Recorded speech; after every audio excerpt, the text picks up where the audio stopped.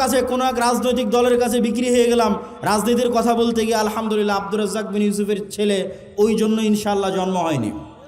আব্দুর রাজ্জাক বিন ইউসুফ ওই বক্তাও নয়, বড় থেকে বড় নেতার ঘরে যখন প্রবেশ করেছে ছবি মূর্তি থেকেছে, যত বড় মন্ত্রী হোক, যত বড় মিনিস্টার হোক, আব্দুর রাজ্জাক বিন ইউসুফ দাঁড়িয়ে বলেছে ছবি মূর্তি সরাতে হবে, না হলে ঢুকবে না। অথচ বহু বক্তা ওই ঘরেই বসে আছে। মানে দুনিয়ার স্বার্থের কাছে বিক্রি হওয়া বক্তা আব্দুর রাজ্জাক বিন ইউসুফ নয়। তো আমিও যদি কোনোদিন মনে করি দুনিয়ার স্বার্থের কাছে বিক্রি হয়ে যাচ্ছি, তো বক্তব্য দেওয়াই বন্ধ করে দেবো, দাওয়াত দেওয়াই বন্ধ করে দেবো। কিন্তু আব্দুর রাজ্জাক বিন ইউসুফ যে আমানতের, ন্যায়পরায়ণতার এবং যে বিশ্বাসের একটা মানদণ্ড নির্ধারণ করে গেছে, ওইটার সাথে ইনশাল্লাহ খেয়ানত করব না। আল্লাহ যদি আমাকে কবুল করে, তো আমাকে দিয়ে বাংলাদেশে পূর্ণাঙ্গ বিপ্লবের যদি আল্লাহ সুবহানাহু ওয়া তাআলা কবুল করে, করুক। আর আল্লাহ সুবহানাহু ওয়া তাআলা যদি কবুল না করে, তো আমার জায়গা থেকে এই দাওয়াতের মধ্যেই সীমাবদ্ধ। আগামী 50 বছর পর বাংলাদেশে এরকম যুবক তৈরি হবে যারা ইসলামী বিপ্লব, পূর্ণাঙ্গ ইসলামী বিপ্লব করবেই করবে, আজ না হলে ঈসা আলাইহিস সালামের যুগে হবে। কিন্তু আমরা বিক্রি হওয়ার মধ্যে নই ইনশাআল্লাহ। আর ওইভাবে আমাদেরকে আমার মা এবং বাবা বড়ও করেনি আলহামদুলিল্লাহ। দুনিয়ার কারো কাছে কোনো কিছুর জন্য মুখাপেক্ষী নয় আলহামদুলিল্লাহ। আল্লাহ সুবহানাহু ওয়া তাআলা যেন এইটার উপর ঈমান পর্যন্ত, মৃত্যু পর্যন্ত থাকার তৌফিক দান করে, আল্লাহুম্মা আমিন। আসসালামু আলাইকুম ওয়া রাহমাতুল্লাহি ওয়া বারাকাতুহু। কেউ সালাত আদায় না করে যাবেন না, জাযাকাল্লাহ খায়ের। যেন আপনি জান্নাত জাহান্নাম দেখতে পাচ্ছেন, যেন আপনি বিশ্বাস করে নিয়েছেন যে আপনি মারা গেছেন, সেই দিন আর মুসলমানেরা বস্তুবাদী থাকবে না। মুসলমানদের পিছিয়ে থাকার সবচেয়ে বড় কারণ হচ্ছে মুসলমানেরা বস্তুবাদী, দুনিয়াকে সামনে রেখে সিদ্ধান্ত নেয়, পরকালকে সামনে রেখে সিদ্ধান্ত নেয় না। পরকালকে সামনে রেখে সিদ্ধান্ত না নেওয়ার কারণেই ন্যায়পরায়ণতা, আমানতদারিতায় ঘাটতি তৈরি হয়, যেটা আমাদের বক্তব্যের 4 নম্বর পয়েন্টে আছে। পয়েন্ট নাম্বার 2, আল্লাহর সাহায্য ছাড়া ইসলাম এবং মুসলমানদের বিজয় হয় না। রাসূলুল্লাহ সাল্লাল্লাহু আলাইহি ওয়াসাল্লাম সর্বশেষ এবং সর্বশ্রেষ্ঠ নবী হওয়ার পরেও, সর্বশ্রেষ্ঠ রাসূল হওয়ার পরেও তিনি একটা যুদ্ধেও ততক্ষণ বিজয় লাভ করতে পারেননি যতক্ষণ কার সাহায্য না পেয়েছেন? আল্লাহর সাহায্য। দলিল, বদরের যুদ্ধের দিন রাসূলুল্লাহ সাল্লাল্লাহু আলাইহি ওয়াসাল্লাম বদরের যুদ্ধের আগের রাতে লম্বা সালাত আদায় করছেন। বদরের যুদ্ধের দিন তাঁবুতে খিমায় হাত উঠিয়ে দোয়া করতে করতে করতে করতে এত উঁচুতে হাত উঠিয়েছেন যে তার গায়ের চাদর খুলে পড়ে গেছে, যে চাদর গায়ে ছিল সেটা খুলে নিচে পড়ে গেছে। তার লম্বা সালাত এবং লম্বা দোয়া দেখে আবু বকর রাদিয়াল্লাহু তাআলা আনহু ক্লান্ত হয়ে গেছেন, যে কাফাকা মুনাশাদাতাকা রব্বাক, আপনি নবী হয়ে আপনি যত সালাত আদায় করছেন, আল্লাহর কাছে যত দোয়া করছেন, তো অনেক। নবীরও এত সালাত, এত দোয়ার প্রয়োজন হয়? সম্মানিত উপস্থিতি, তাহলে মুহাম্মদ সাল্লাল্লাহু আলাইহি ওয়াসাল্লাম আমার এবং আপনার চেয়ে ভালো জানেন, আমার এবং আপনার চেয়ে ভালো বুঝেন যে তিনি বদরের যুদ্ধে কার সাহায্য ছাড়া জিততে পারবেন না? আল্লাহর সাহায্য ছাড়া। আবার ঠিক তিনি এটা আমার এবং আপনার চেয়ে ভালো বুঝেন যে আল্লাহর সাহায্য আসমান থেকে এমনি এমনি নামে না। আল্লাহর সাহায্য আসমান থেকে নামাতে হলে আমি মুহাম্মদ যতই সর্বশ্রেষ্ঠ নবী আর রাসূল হই, আমাকে রাতের সালাত আদায় করতে হবে। তাহলে মুহাম্মদ সাল্লাল্লাহু আলাইহি ওয়াসাল্লাম সর্বশ্রেষ্ঠ রাসূল হওয়ার পরেও আল্লাহর সাহায্য নিবেন, এই জন্য উনি রাতে সালাত আদায়ের মুখাপেক্ষী। আর আমরা মুসলমানেরা, জাদুরানির মুসলমানেরা, ঠাকুরগাঁওয়ের মুসলমানেরা ইসলাম কায়েম করে ফেলে দিব 5 ওয়াক্ত সালাত আদায় না করেই, তাকবীর দিয়ে, মিছিল মিটিং দিয়ে আর সম্মেলন দিয়ে। জি না, নবীরা যেই রাস্তায় গেছে ওটাই রাস্তা, নবীদের রাস্তাই রাস্তা, ওটা গায়েবে নির্ধারিত রোড ম্যাপ। সালাত পৃথিবীর সর্বশ্রেষ্ঠ টেকনোলজি, যা আসমান থেকে আল্লাহর সাহায্য পৃথিবীতে নেমে আনতে পারে, টেনে নিচে নামিয়ে আনতে পারে। টেকনোলজি বললাম বুঝার সুবিধার্থে, এবং টেকনোলজি বলে একটা উদাহরণও দিই যাতে আপনার বুঝতে সুবিধা হয়। এই যে মোবাইল, এই মোবাইল লক হয়ে আছে, এটা আনলক হবে, এখানে একটা পাসওয়ার্ড দেওয়া আছে, ওই পাসওয়ার্ড বসালে, অথবা ফিঙ্গারপ্রিন্ট দেওয়া আছে, ফিঙ্গারপ্রিন্টের সাথে মিললে, অথবা ফেস ভেরিফিকেশন যদি করানো থাকে, ডানে বামে আমার চেহারা যদি চিনে থাকে, তাহলে ফেস ভেরিফিকেশন দিয়ে মোবাইল খুলবে।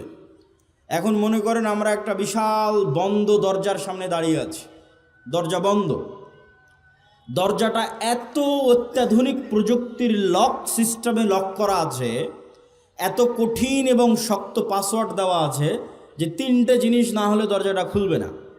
দরজার পাসওয়ার্ডই এই 3টে জিনিসের সমন্বিত রূপ। এক, ওই দরজার সামনে নির্ধারিত সময়ে এসে দাঁড়াতে হবে, এমনি এক সময় এসে পাসওয়ার্ড চাপ দিলাম হবে না, নির্ধারিত যে টাইম ফ্রেম দেওয়া আছে ওই টাইম ফ্রেমে ওই দরজার সামনে আসতে হবে। আসলাম, এসে ওই দরজাতে যেই পিকচার, যেই ছবি, যেই চিত্র ইনস্টল করা আছে, আমাকেও হুবহু ওই চিত্র, ওই ছবি ধারণ করতে হবে।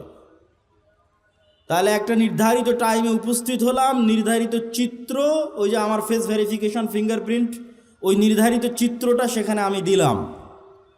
সেম টাইমে আমার মুখ থেকে একটা সেম সাউন্ড বের হতে হবে, যেই সাউন্ড ওই দরজা বুঝে, যে এই সাউন্ড যদি এই চিত্রের সাথে কানেক্ট হয় আর টাইম যদি কানেক্ট হয়, তাহলে কি উদাহরণ বুঝেন? নির্ধারিত সময়ে দরজার সামনে উপস্থিত হয়েছে, উপস্থিত হয়ে এইভাবে দাঁড়াচ্ছে, এই চিত্রটা আছে ওখানে দেওয়া। তারপরে রুকুতে গেলাম, রুকুর চিত্রটা ওখানে দেওয়া আছে, ইনস্টল করা আছে আগে থেকে। সিজদায় গেলাম, সিজদার পিকচারটা আগে থেকে ওখানে দেওয়া আছে। ও আচ্ছা, এর সিজদার পিকচার ওই দেওয়া পিকচারের সাথে মিলতেছে। এবার সাউন্ড মিলতেছে কিনা দেখো। হ্যাঁ, সাউন্ডে কি উচ্চারণ করতেছে? সুবহান রাব্বিয়াল আলা, সুবহান রাব্বিয়াল আজিম। যখন দাঁড়িয়েছিল তখন কি উচ্চারণ করতেছে? আলহামদুলিল্লাহি রাব্বিল আলামিন।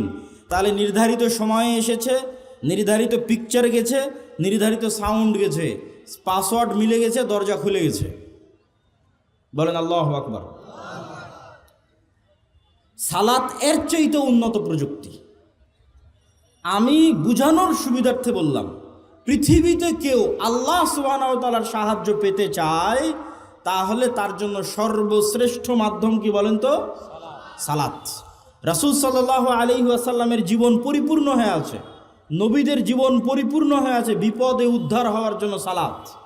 সূর্যগ্রহণের সালাত, চন্দ্রগ্রহণের সালাত, বৃষ্টি হয় না সালাত, মৃত ব্যক্তি মারা গেছে তার জন্য সালাত, যুদ্ধের মাঠেও সালাত। যুদ্ধের মাঠে দুনিয়ার যুক্তিতে তো সবাই মিলে যুদ্ধ করলে ভালো হয়, তো আল্লাহ নবী বলছে না, অর্ধেক যুদ্ধ করো, সালাতের সময় হয়ে গেছে, বাকি অর্ধেক সালাত আদায় করো। কেননা এই যুদ্ধে কার সাহায্য ছাড়া জিততে পারবে না? আর আল্লাহর সাহায্য কোন টেকনোলজির মাধ্যমে পৃথিবীতে নেমে আসে? সালাত দিয়ে। অতএব মুসলমানেরা, তোমাদের বিজয় সম্ভব নয় সালাত ছাড়া। 5 ওয়াক্ত সালাত যা আদায় করে না, ওর সাথে আল্লাহর কোনো সম্পর্ক নাই, ওকে আল্লাহ গণায় ধরে না, কাউন্টে আসে না, গন্তির মধ্যে পড়ে না।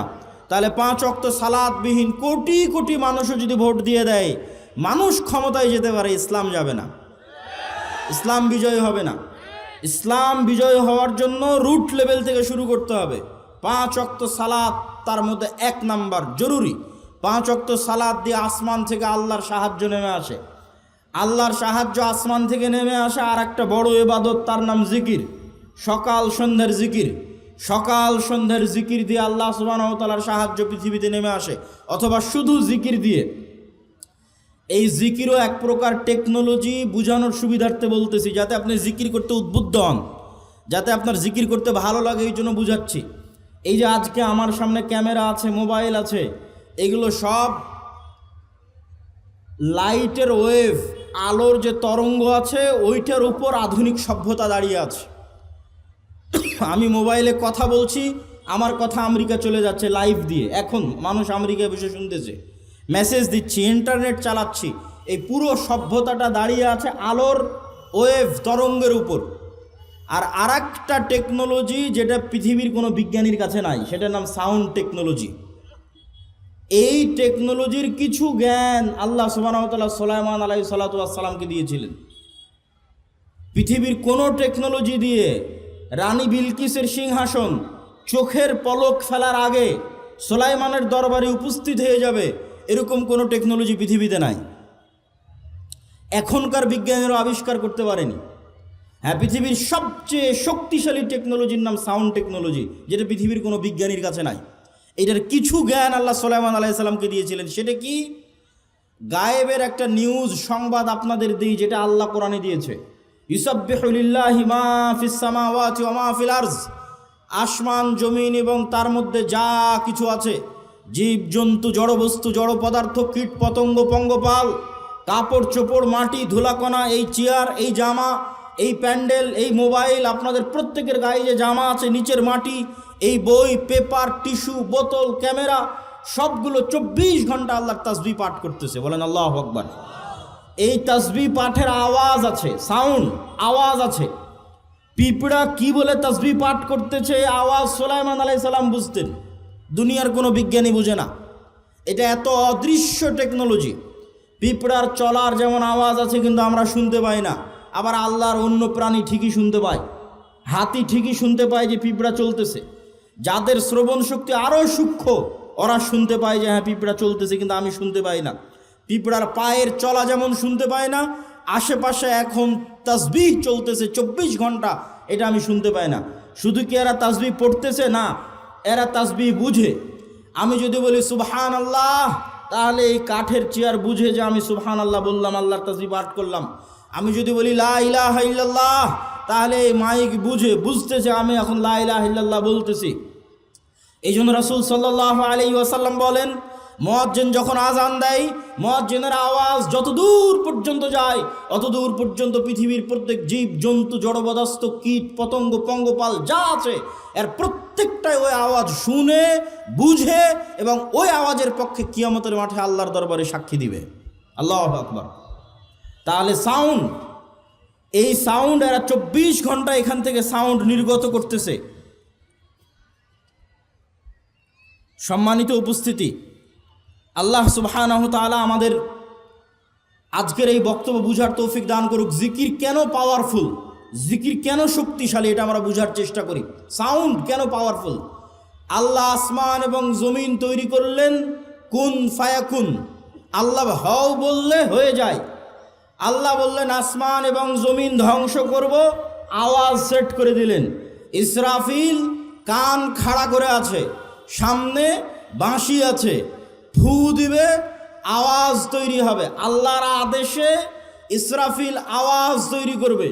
এই আওয়াজে আসমান ভেঙে পড়ে যাবে, আওয়াজে সূর্য চন্দ্র দ্বিখণ্ডিত হয়ে চূর্ণ বিচূর্ণ হয়ে যাবে, আওয়াজে পৃথিবীর পাহাড়গুলো আকাশে উঠতে থাকবে আওয়াজে। এবার সারা পৃথিবী ধ্বংস, সব মানুষ মরে গেছে। কতদিন এভাবে থাকবে আল্লাহ ভালো জানে। জিবরাইল মরে গেছে, মালাকুল মউত মরে গেছে। আবার আর একটা আওয়াজ হবে, সেই আওয়াজে পৃথিবীর সব মানুষ জীবিত হয়ে উঠবে। আওয়াজ কত পাওয়ারফুল হতে পারে যে আওয়াজে সব ধ্বংস হয়ে গেল, আবার আওয়াজে সব জীবিত হয়ে উঠতেছে। আওয়াজ এত পাওয়ারফুল। আওয়াজ পাওয়ারফুল দেখেই মুসা আলাইহিস সালাতু ওয়াস সালামের লাঠির চেয়েও, ঈসা আলাইহিস সালাতু ওয়াস সালামের মৃতকে জীবিত করার চেয়েও আল্লাহ উম্মতে মুহাম্মাদিকে, মুহাম্মদ সাল্লাল্লাহু আলাইহি ওয়াসাল্লামকে যে মুজিজা দিয়েছে ওটা বেশি পাওয়ারফুল। কেননা মুহাম্মদ সাল্লাল্লাহু আলাইহি সাল্লামকে যে মুজিজা দেওয়া হয়েছে কোরআন, এই কোরআন সরাসরি আল্লাহর আওয়াজ, সাউন্ড, আল্লাহর শব্দ, আল্লাহর বাক্য। বলেন আল্লাহু আকবার। এই জন্য কোরআন সর্বশ্রেষ্ঠ জিকির, জিকির সবচেয়ে পাওয়ারফুল। পৃথিবীর এমন কোনো অসম্ভব নয় যে অসম্ভবকে সম্ভব করা সম্ভব নয় জিকির দিয়ে। আল্লাহ সুবহানাহু ওয়া তাআলা মুসা আলাইহিস সালামকে যখন দায়িত্ব দিলেন ফেরাউনের কাছে যাওয়ার জন্য, লাঠি দিলেন, বগলের নিচে হাত দিয়ে বের করলেন, হাত জলজল করলো। আল্লাহ মুসাকে বললেন তোমার মুখের তোতলা ছিল ভালো করে দিলাম, তবে হ্যাঁ ওয়ালা তানিয়া ফি যিকরি, আমাকে যদি স্মরণ করতে ভুলে যাও একটাও কাজ করবে না।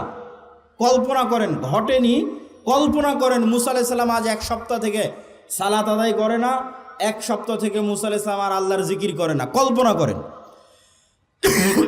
এখন 7 দিনের দিন মুসা আলাইহিস সালাম 1 সপ্তাহ থেকে সালাত আদায় না করে, জিকির না করে, এখন লাঠি ছাড়ে, লাঠি আর সাফ হয় না। লাঠি সমুদ্রে মারে আর রাস্তা তৈরি হয় না। লাঠি পাথরে আঘাত করে আর ঝর্ণা তৈরি হয় না। সব ডিঅ্যাক্টিভেট হয়ে গেছে।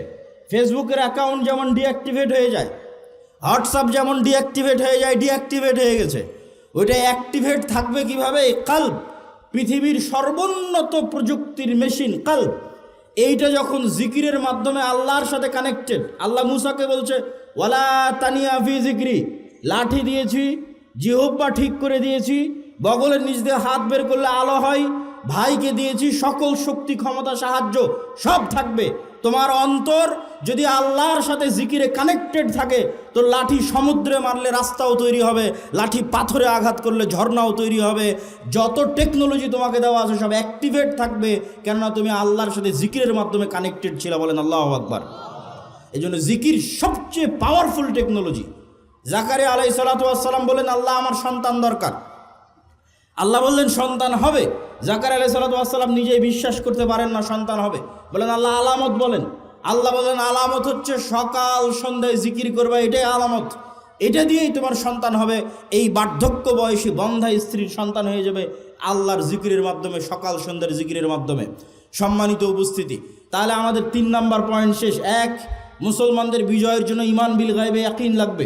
2, আল্লাহর সাহায্য ছাড়া বিজয় হয় না। 3, আল্লাহর সাহায্য পৃথিবীতে আনার জন্য সালাত লাগবে, জিকির লাগবে, ইবাদত লাগবে। নামাজ না পড়ে, নবী রাসূলের সুন্নাতের অনুসরণ না করে কেউ বলবে আমি ইসলাম এবং মুসলমানদের বিজয় করব, কালেমার পতাকা বিজয় করব, আর নিজের উপকার হতে পারে, ইসলাম এবং মুসলমানদের বিজয় হবে না। আর 2টা পয়েন্ট দিয়ে বক্তব্য শেষ। তারপরে যদি আপনাদের কোনো প্রশ্ন উত্তর থাকে 5 মিনিট প্রশ্ন উত্তর, তারপরে পাগড়ি পরিধান। 2টা কি? সত্যবাদিতা, ন্যায়পরায়ণতা, জ্ঞান এবং শিক্ষা। এই যেমন মোবাইল তৈরি করেছে, এই মোবাইল যারা তৈরি করেছে, এই মোবাইলের একটা বাটন আছে ফ্ল্যাশ লাইট জ্বালানোর জন্য। এই যে চাপ দিলাম ফ্ল্যাশ লাইট জ্বলতেছে। এখন এই মোবাইলের এই ফ্ল্যাশ লাইটে যদি হিন্দু চাপ দেয় জ্বলবে না? জ্বলবে না। যদি খ্রিস্টান চাপ দেয় জ্বলবে না? জ্বলবে না। মুসলমান চাপ দিলে না, ওকে বলা আছে যে হিন্দু চাপ দিলে জ্বলবি না, মুসলমান চাপ দিলে জ্বলবি, বা মুসলমান চাপ দিলে জ্বলবি না, হিন্দু চাপ দিলে জ্বলবি না। আল্লাহ নিজে এই পৃথিবীকে একটা ফাংশনের উপর ডেভেলপ করেছে। এই পৃথিবীতে আল্লাহর কিছু মূলনীতি আছে। যেমন আল্লাহ পৃথিবীতে আগুন তৈরি করেছে জ্বালানোর জন্য। আল্লাহ পৃথিবীতে ছুরি, লোহা ধার দিলে মানুষকে কাটবে। এখন লোহা, ছুরি ধার দিয়ে তরবারি বানিয়ে যদি আল্লাহর নবীর চাচা হামজার গলাতেও চালানো হয়, তো ছুরি বলবে না যে না এটা তো হামজার গলা, চলবো না। চলে গেছে, হামজা মরে গেছে, শহীদ হয়ে গেছে। বদরে, উহুদে, খন্দকে অসংখ্য সাহাবী শহীদ হয়েছে। তো কই ছুরি তো থামেনি যে না এটা অমুকের গলা, চলবো না। জি না, আল্লাহ যেটার উপর পৃথিবীকে যেই কাজের জন্য সৃষ্টি করেছে, যেই সিস্টেমের উপর ডেভেলপ করেছে, ওটা এখন যে ব্যবহার করবে অরটাই কাজ করবে। ব্যবহার করুক এখন কাফের, মুশরিক, মুনাফিক, আর ব্যবহার করুক মুসলমান, মুত্তাকি, আল্লাহওয়ালা, সেটা দেখার বিষয় না। হ্যাঁ, আল্লাহ নিজের নিয়ম ভাঙ্গেন, নিজের তৈরি করা নিয়ম ভাঙ্গেন। যেমন আগুনকে তৈরি করা হয়েছে জ্বালানোর জন্য, তো ইব্রাহিমকে জ্বালায়নি, কিন্তু ওই আগুনই আবার ঠিকই সূরা বুরুজে আসহাবুল উখদুদ পুরো একটা জাতিকে, মনে করেন পুরো জাদুরানির সব মানুষকে জ্বালিয়ে দিয়েছে। সবাই মুমিন, আল্লাহ নিজে বলছে সব জ্বলে মরে গেছে, থামায়নি। সম্মানিত উপস্থিতি, তাহলে আল্লাহ এই পৃথিবীকে ডেভেলপ করেছে 2টা ফাংশন দিয়ে নেতা হওয়া যায়। মুসলমানেরা যদি বলে আমরা আজ থেকে গোলাম থাকতে চাই না, নেতা হতে চাই, তাহলে পৃথিবীতে 2টা ফাংশন আল্লাহ দিয়ে রেখেছে নেতা হওয়ার জন্য। একটার নাম জ্ঞান ও শিক্ষা, আর একটার নাম সত্যবাদিতা ও ন্যায়পরায়ণতা। জ্ঞান শিক্ষা মনে করেন একটা বাটন, এই জ্ঞান শিক্ষার বাটনে চাপ দিলেই নেতা বের হয়ে আসবে, মোবাইলের মতো। এখন জ্ঞান শিক্ষার বাটনে যদি ইউরোপ আমেরিকার ইহুদি খ্রিস্টান জ্ঞান অর্জন করে, আর জাদুরানির যুবক যদি বলে আমি free fire, PUBG, BPL, IPL, জুয়া, অনলাইন বেটিং, নেশা, বিড়ি, সিগারেট এগুলো নিয়ে ব্যস্ত থাকবো, তাহলে আল্লাহ বলবে না যে এই জ্ঞান শিক্ষা ইহুদি খ্রিস্টানরা অর্জন করছে, ওকে নেতা বানাবো না। আমার জাদুরানির একটা জুয়াখোর, নেশাখোর মুসলমান আছে, ওকে নেতা বানাবো। আল্লাহ এটা করবে নাকি? আপনাদের কি মনে হয় আল্লাহ এটা করবে? জি না। ফাংশন যে ইউজ করবে তার জন্যই কাজ করবে। অতএব তোমরা যদি বলো আমাদের নেতা হতে হবে, আজাদি থেকে গোলামি থেকে মুক্তি দরকার, আজাদ হতে হবে, জ্ঞান অর্জন ছাড়া পৃথিবীতে আর দ্বিতীয় কোনো রাস্তা নাই। নেশা এবং জুয়া দিয়ে মানুষকে গোলাম বানানো যায়। যদি পুরো একটা সমাজকে নেশাগ্রস্ত জুয়াগ্রস্তে আসক্ত করে দেওয়া যায়, বিশেষ করে ইয়াং জেনারেশনকে, এরা জ্ঞানও অর্জন করবে না, প্রশ্নও করবে না। শরীফ ওসমান হাদি যদি জুয়াগ্রস্ত নেশাগ্রস্ত হতো, আয়সা জ্ঞানও অর্জন করতো না, প্রশ্নও করতো না, তাহলে নিশ্চিন্তে রাজত্ব ঠিক থাকতো। 2 নাম্বার কি? ন্যায় পরায়ণতা এবং সত্যবাদিতা দিয়ে নেতা তৈরি হয়। মিথ্যা, ধোঁকা, দুর্নীতি, গোলামির চিহ্ন। মুসলমানদের ওপর গণতান্ত্রিক সিস্টেম এবং সুদ, এই দুটো চাপিয়ে দেওয়া আছে গোলাম তৈরি করার জন্য। গোলাম তৈরির কারখানা কিভাবে তৈরি হবে? গণতান্ত্রিক রাজনীতির কৃষ্টি কালচার এত নিকৃষ্ট, এক দলের সাথে আর এক দলের জোটের আসন ভাগাভাগি তো বহু পরে। এক আসনের একই দলের 5 জন মনোনয়ন প্রার্থী যদি লবিং না করে, যদি লিয়াজু না করে, যদি টাকা পয়সার লেনদেন না করে, যদি মিথ্যা বলে আর একজনকে নিচে তার দুর্নাম করে নিচে নামাতে না পারে, যদি ধোঁকাবাজির অভিনয়ের গেম না খেলে, ও জীবনে কোনোদিন মনোনয়ন নিয়ে আসতে পারবে না। তাহলে মনোনয়ন নিয়ে আসার জন্য প্রত্যেক যেই রাস্তার মধ্যে দিয়ে ওই যাচ্ছে, ওই রাস্তাটা হচ্ছে ধোঁকা, দুর্নীতি, 2 নম্বরই রাস্তা। প্রতি মুহূর্তে নিজের আত্মমর্যাদা বিক্রি করে ওই রাস্তায় চলতেছে। তাহলে এই রাস্তায় গিয়ে যদি 300 জন এমপিও নির্বাচিত হয়ে আসে এবং আপনাদের দৃষ্টিতে এই 300 জন নেতা হিসেবে গণ্য হয়, আল্লাহর কসম করে বলছি, আল্লাহর দৃষ্টিতে এই 300 জন গোলাম। কেননা যে কালচারের মধ্যে দিয়ে উঠে এসেছে, এটা গোলাম তৈরির কারখানা। ওকে যে এই কালচারের মধ্যে দিয়ে উঠে এসেছে, ওকে টাকা দিয়ে ভারতও কিনে নিতে পারবে, ওকে টাকা দিয়ে আমেরিকাও কিনে নিতে পারবে। আর যখনই সত্যবাদী ন্যায় পরায়ণ হবে, লবিং লিয়াজু নয়, জ্ঞান অর্জন করেছে, জ্ঞানকে বিক্রি করবে না, শতভাগ সত্য বলবে, শতভাগ ন্যায় প্রতিষ্ঠা করবে, এরকম একটা নেতাও যদি বের হয়ে আসে, তাহলে ওকে ওই যে ওসমান হাদির মতো গুলি করে উড়িয়ে দিবে। এই নেতাকে ভয় পায় পৃথিবী, ভয় পায় দুনিয়া, ভয় পায়। তবে ওই নেতা হওয়া যাবে, 2টা শর্ত দিয়েছি। জ্ঞান অর্জন করতে হবে প্রচুর, এবং এই জ্ঞানকে বিক্রি করা যাবে না, শতভাগ আমানতদার, শতভাগ ন্যায়পরায়ণ হতে হবে। ন্যায় প্রতিষ্ঠা করাই 80% ইসলাম প্রতিষ্ঠা করা। ন্যায় প্রতিষ্ঠা করাই 80% ইসলাম প্রতিষ্ঠা করা। সালাতও ইসলাম, হজও ইসলাম, পর্দাও ইসলাম, অবশ্যই জরুরি। কিন্তু কল্পনা করেন এই জাদুরানির সব মানুষ সালাত আদায় করে, সব মানুষ, সব মহিলা মানুষ বোরখা পরে, কিন্তু এই জাদুরানির ওই নামাজি, ওই আল্লাহওয়ালা, ওই হাজি, ওই ওমরাকারী ব্যক্তিটা তার ওই পর্দাশীলা বোনকে বাপের সম্পত্তিতে ন্যায়ের সাথে ভাগ দেয়নি, তো কিসের হাজি? ও তো মুনাফিক। ন্যায়ের মানদণ্ডে যে টিকবে না, সে প্রকৃত মুমিন নয়, সে মুনাফিক। বাহ্যিক ইসলাম দিয়ে সে ধোকা দিচ্ছে, আল্লাহকে ধোকা দিতে চাচ্ছে, মানুষকে ধোকা দিতে চাচ্ছে, নিজেকে ধোকা দিচ্ছে। প্রকৃত ঈমান কোনটা? লা ঈমান আলিমান লা আমানাত লাহু। যে কালবে একবার ঈমান ঢুকে গেছে, আল্লাহর বিশ্বাস ঢুকে গেছে, ওই কালবে ধোকা ঢুকতে পারে না, ওই কালবে আমানতের খেয়ানত ঢুকতে পারে না।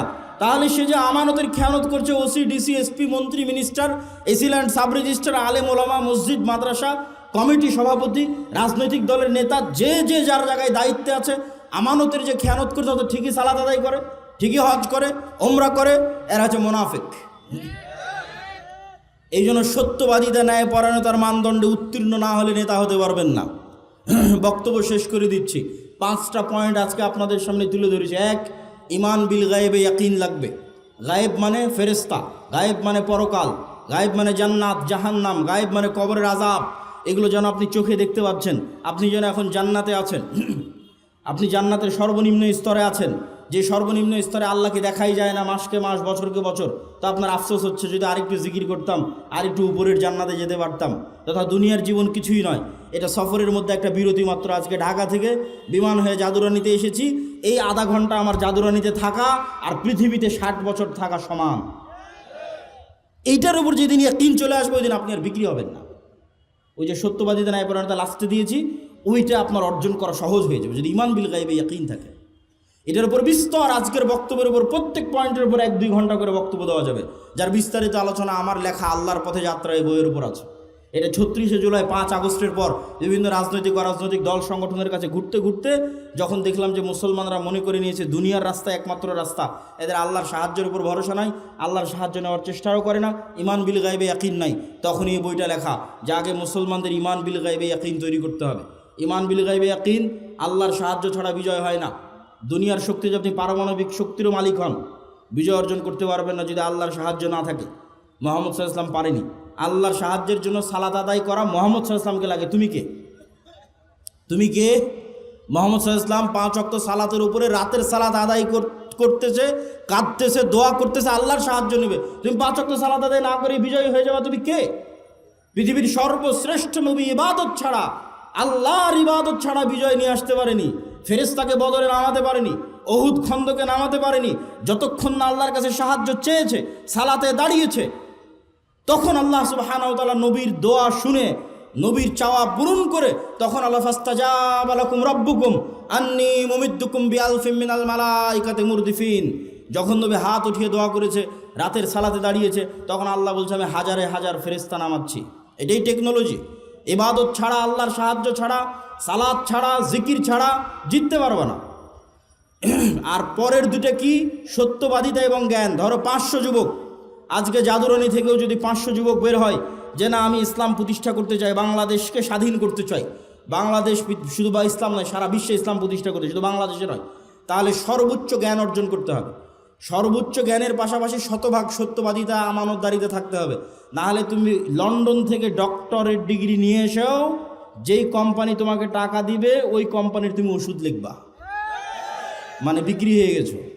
তাহলে সর্বোচ্চ জ্ঞান, সর্বোচ্চ সত্যবাদিতা, ন্যায়পরায়ণতা, এই দুটো যখন এক হয়ে যাবে তখন পৃথিবী তোমাকে হুমকি মনে করবে, বাংলাদেশের রাজনৈতিক দলগুলো তোমাকে হুমকি মনে করবে, ভারত আমেরিকা তোমাকে হুমকি মনে করবে, তখন তোমাকে ধ্বংস করে দিতে চাইবে, হত্যা করতে চাইবে ওসমান হাদির মতো। তখন বাঁচবা কীভাবে? তখন আগের 3টা লাগবে, ইমান বিল গায়বে ইয়াকিন লাগবে, সকাল সন্ধ্যার জিকির লাগবে, রাতের সালাত লাগবে। তাহলে আল্লাহ স্পেশাল ফেরেশতার ফোর্স দিবে তোমার সাথে, তোমাকে রক্ষা করার জন্য। বলেন আল্লাহু আকবার। আল্লাহর সাহায্য লাগবে। এবার যখন আল্লাহ তোমাকে সাহায্য করে দিয়েছে, তখন কিসের আমেরিকা, কিসের ভারত, কিসের রাজনৈতিক দল, পৃথিবীর এমন কোনো শক্তি নাই যে তোমার বিজয় থামাতে পারে, বিজয় ঠেকাতে পারে। বলো ইনশাআল্লাহ। অতএব যুবকেরা তোমরা প্রস্তুত তো জ্ঞান অর্জন করতে, সালাত আদায় করতে, শিখতে প্রস্তুত তো? আল্লাহ সুবহানাহু ওয়া তাআলা তোমাদের কবুল করুক। এই বলে আমার আজকের সংক্ষিপ্ত বক্তব্য এখানেই শেষ করছি। আসসালামু আলাইকুম ওয়া রাহমাতুল্লাহি ওয়া বারাকাতুহু। কিছু প্রশ্ন আছে, 5 মিনিট।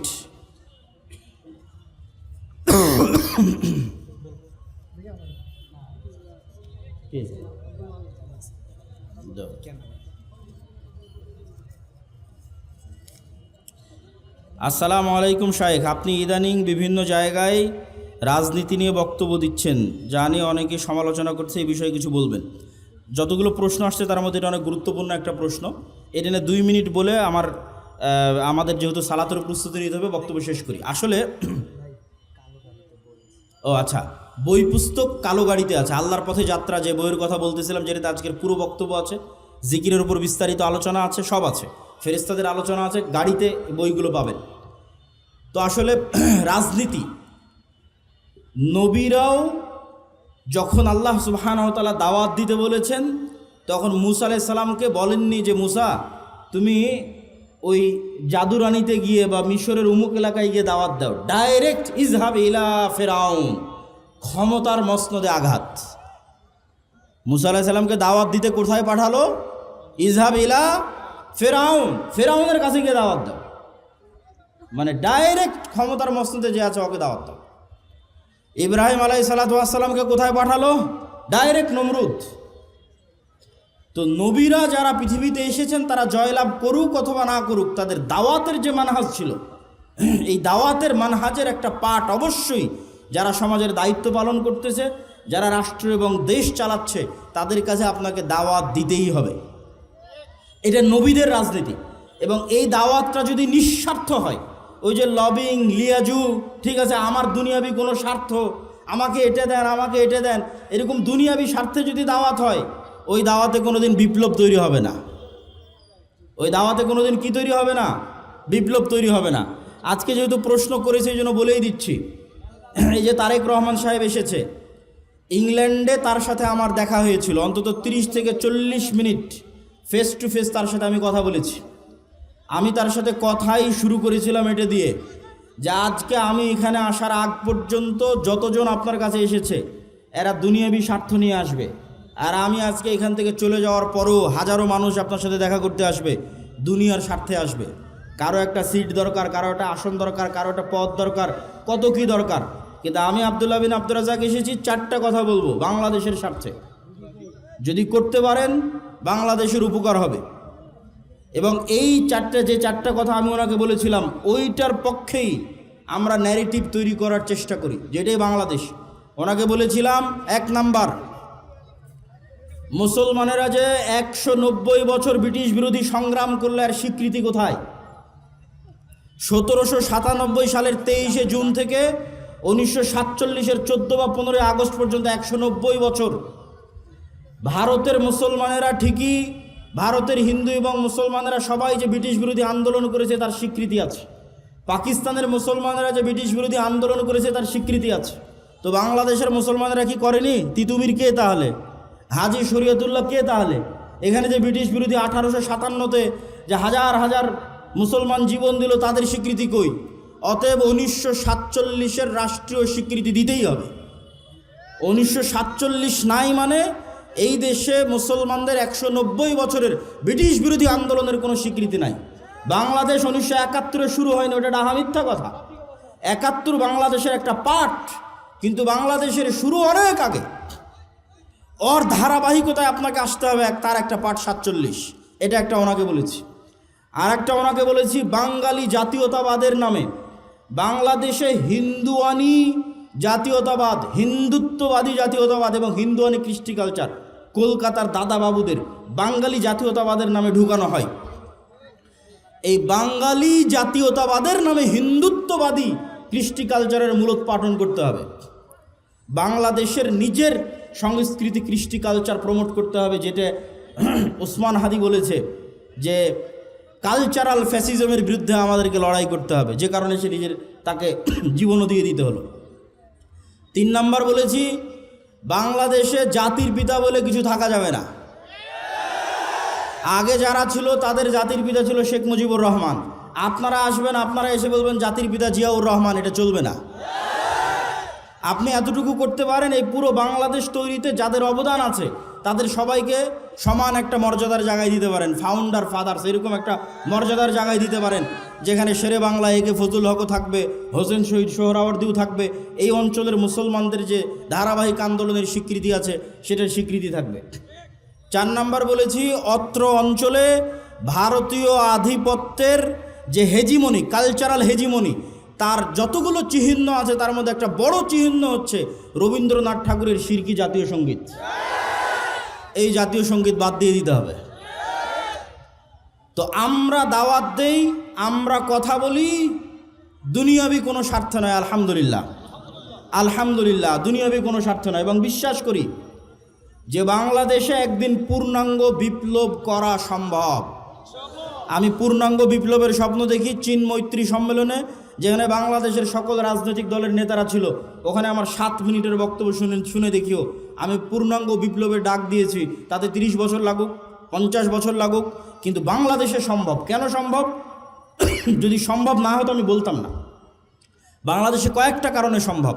বাংলাদেশের 90% মানুষের ভাষা বাংলা, বাংলাদেশের 90% মানুষের ধর্ম ইসলাম।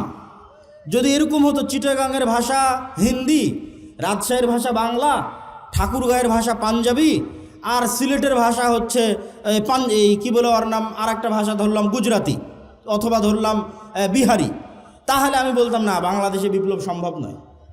আবার যদি দেখতাম না এখানে অর্ধেক পাঠান বাস করে, অর্ধেক পাঞ্জাবি বাস করে, অর্ধেক অমুক বাস করে না, তাহলে আমি বলতাম এখানে বিপ্লব সম্ভব নয়। আবার যদি দেখতাম এখানে 50% মানুষ হিন্দু, 50% মানুষ এখানে খ্রিস্টান, বিপ্লব সম্ভব নয়। বাংলাদেশে যে কোনো একটা আদর্শের উপর বিপ্লব খুবই সম্ভব, কেননা এখানে 90% মানুষের ভাষা বাংলা, বলে বাংলা, লেখে বাংলা, সংস্কৃতি বাংলা। আবার 90% মানুষই ইসলামে বিশ্বাস করে। ফলত এখানে আলাদা কোনো বিভেদ নাই। এখানে 20% মানুষও যদি তৈরি হয় যারা ঈমান বিল গায়েবে ইয়াকিন রাখবে, আজকের যে কথা বলেছি, আজকের যে থিওরি দিয়েছি, এবং সামনে এটার উপর আরও অনেক কাজ এবং গবেষণা এবং লিখিত দ্বিতীয় আর একটা বই আসবে আল্লাহর পথে যাত্রার উপর, আমি ওই পূর্ণাঙ্গ বিপ্লবে বিশ্বাস করি।